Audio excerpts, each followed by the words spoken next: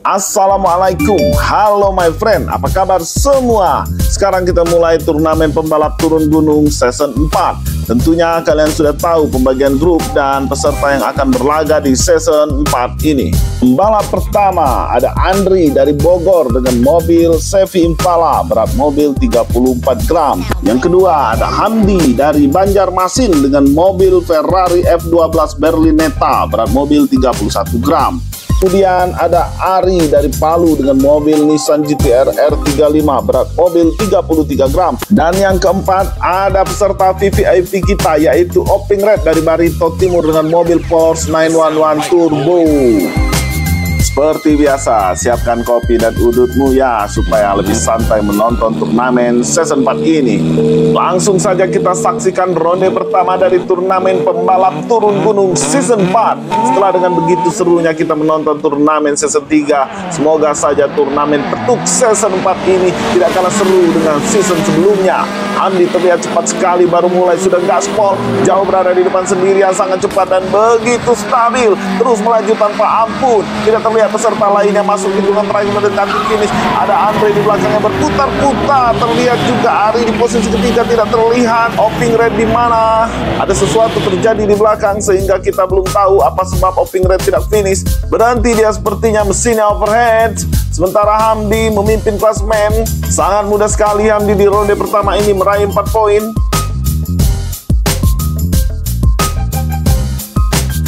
Kita cek dalam tayangan ulang apa yang terjadi.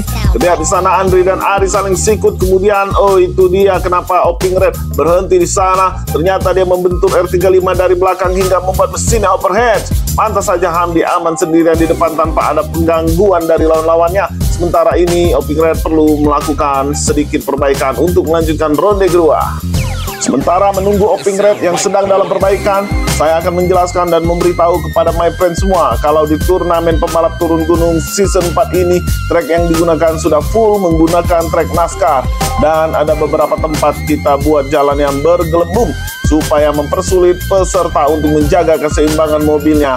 Dan di sini ada jalur terputus di mana para peserta harus menyeberang dan meloncat jalur terputus ini. Kemudian setelah melewati tikungan terakhir sebelum masuk area jalur finish, mobil akan melewati gelembung terakhir yang mengganggu keseimbangan mobil peserta. Lengah sedikit bisa membuat slip. Semoga beberapa tantangan tadi menjadikan balapan ini lebih menarik.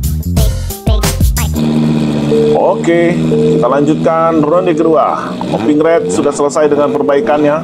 Semoga saja Porsche 911-nya menjadi lebih garang lagi. Melewati jembatan Ampera, Andi cepat sekali. Oping Red terlihat pelan berada di paling belakang.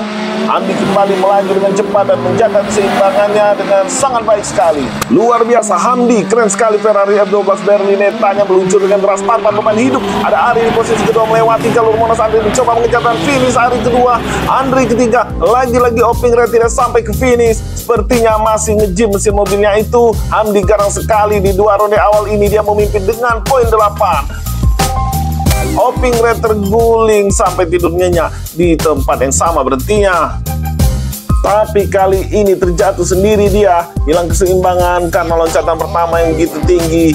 Andre ngedrift, takut-takut dia meloncat di jalur putus, tertinggal jauh dari Ari. Ketika sedikit lagi menyusul tapi sayang membentur Ari dan finish Andre di posisi ketiga.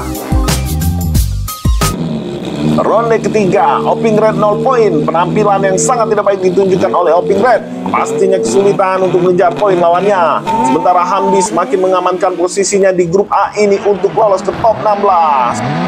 Gila, lihat itu Hamdi selalu overspeed dari awal, membuat lawan-lawannya kena mental sedikit pun tidak memberi ruang pada Andri yang ingin merasakan di posisi depan. Andri terus mengiring, berusaha keras mengejar Hamdi, dimain-main zigzag sama Hamdi melewati tikungan terakhir. Hamdi terus lock line by skill zigzag. Luar biasa, Hamdi finish lagi di posisi pertama. Oping Red masih melaju di posisi terakhir. Ada darah tergelincir di tikungan terakhir. Finish sudah dekat namun dia berhenti. 3 kali Oping Red masih 0 poin. Sementara Hamdi 12 poin dan dipastikan Hamdi masuk ke babak top 16. Oping Red benar-benar tidak memiliki tenaga. Padahal Oping Red ini salah satu peserta VVIP kita. Sayangnya Bang Oping Red ini salah memilih mobil. Kita lihat perjuangan Andri yang mencoba mencari celah untuk mengejar Hamid. Namun Hamid tidak mempunyai belas kasihan. Malahan Hamid mempermainkan Andri dengan cara berjalan zigzag, sehingga Andri merasa kebingungan dan kesal pastinya. Di belakang sana Oping Red sudah berusaha berjuang keras untuk mencapai finish. Namun apa daya, mobilnya galing dan tergelincir keluar arena.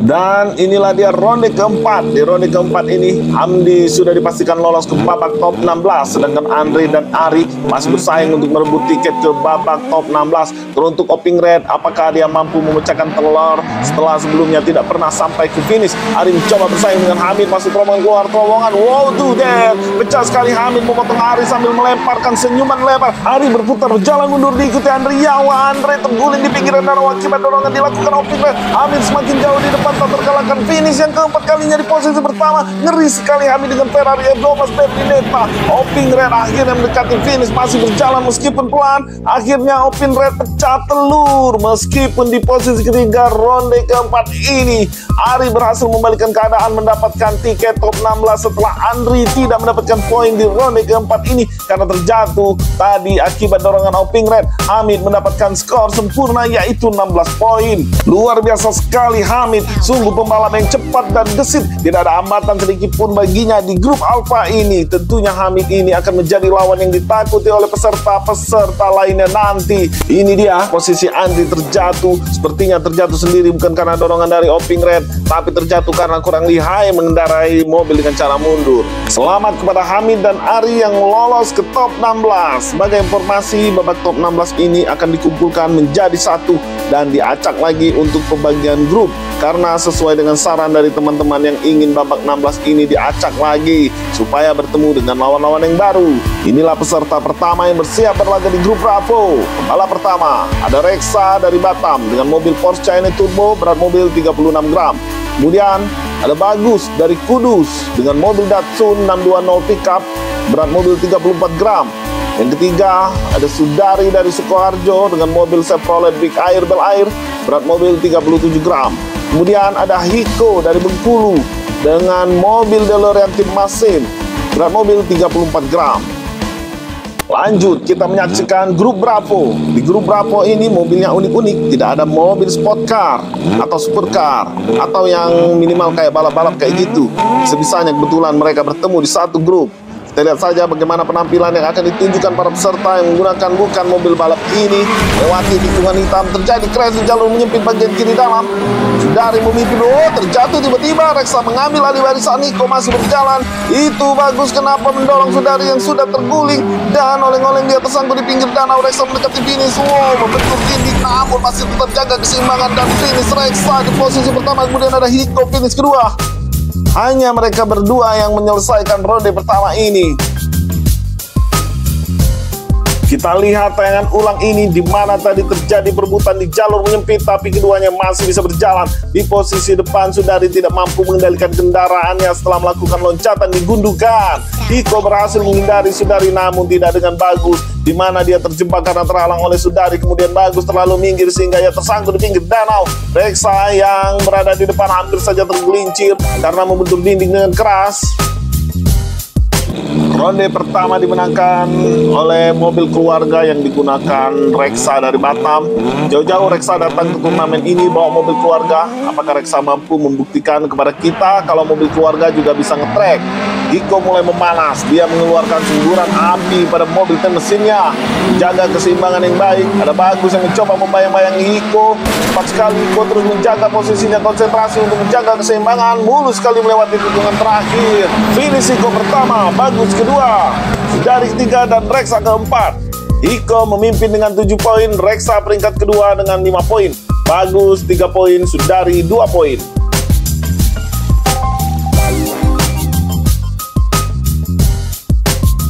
Keren sekali Hiko di ronde kedua ini. Mobil yang digunakannya adalah mobil yang ada di film Back to the Future.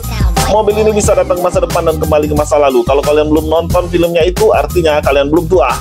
Waduh, kalian lihat itu, Sudari dan Bagus mengobrol di jalan. Seharusnya kalau mau mengobrol di ruang tamu atau mampir dulu ke warung kopi, jangan ngobrol pada saat balapan. Jadinya nggak seru nanti, ini turnamen bro.